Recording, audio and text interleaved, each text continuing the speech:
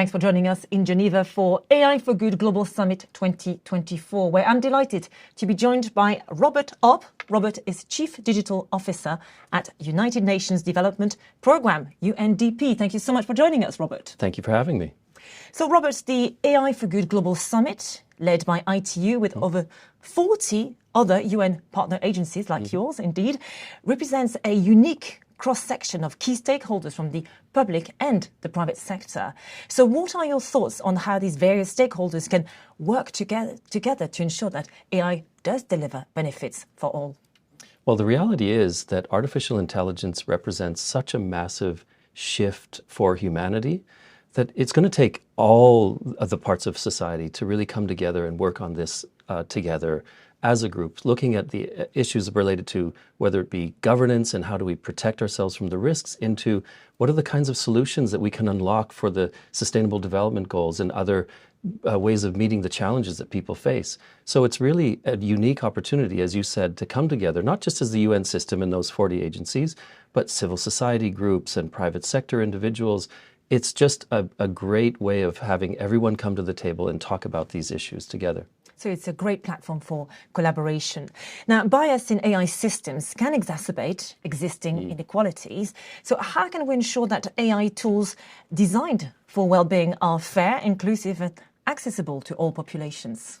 Yeah, well, this is something that in our work at UNDP, we work with 170 countries worldwide. And these are countries that are working on all sorts of kinds of economic and social development. And we know that if AI and technology in general is not really, if we aren't looking at the adoption in these countries, they're actually going to be left behind as the leaders in technology in the world zoom ahead and start creating amazing business models and generating wealth from these things. We need to make sure that countries have the capacity to effectively use these technologies like AI in a way that will benefit people. And that means that they have to put people at the center as well. We need to think about how are we going to distribute technologies, how are we going to distribute the capacity to use technologies, how are people going to be empowered to make their own lives better, and how are we protecting them from the risks that may be incurred as well. Advanced AI solutions may not be available to all nations out there. I'm thinking of developing nations in particular.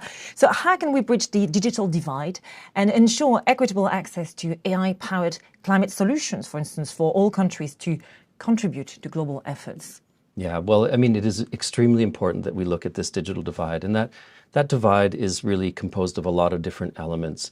But what we know there's connectivity and people who aren't connected, and we need to continue to work to make sure people have access to internet. But the digital divide is also about this sort of ability to use these advanced technologies like AI and for the problems that they face. And one of the problems that countries are facing globally is, of course, climate change. And there are many ways that artificial intelligence can be applied to understanding, for example, predictive modeling of natural disasters. We know weather incidents are getting more severe. So how can we really use local data to understand what's going to happen to people and make sure that people are moved out of the way before those events may happen? In other ways, it's looking at the pattern of carbon sequestration. So, getting agriculture, small farmers, and others united behind the effort to really ensure that there's more carbon being taken out of the atmosphere. But you have to rely on data and the ability to measure and analyze that, which can be powered by artificial intelligence. So in many ways, having artificial intelligence is going to be a crucial part of bridging the digital divide. Finally, Robert, looking ahead, how do you think AI will transform society? And what do you see as the main potential benefits and maybe the considerations for the future? Well, we see tremendous opportunity for AI to transform individual lives. So take, for example, you're a small business owner in a part of the world, in sub-Saharan Africa, let's say, and you speak a different language or local language even. AI should actually give you the ability to access all sorts of information in your language, be able to access and make connections with people globally because you can bridge those divides, learn new skills, learn new ways of managing your business. It can unlock massive opportunities for people.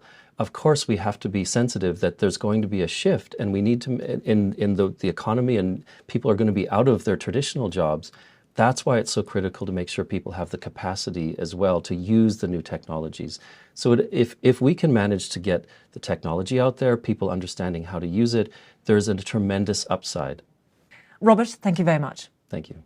That was Robert Opp, Chief Digital Officer at UNDP. Thank you for watching.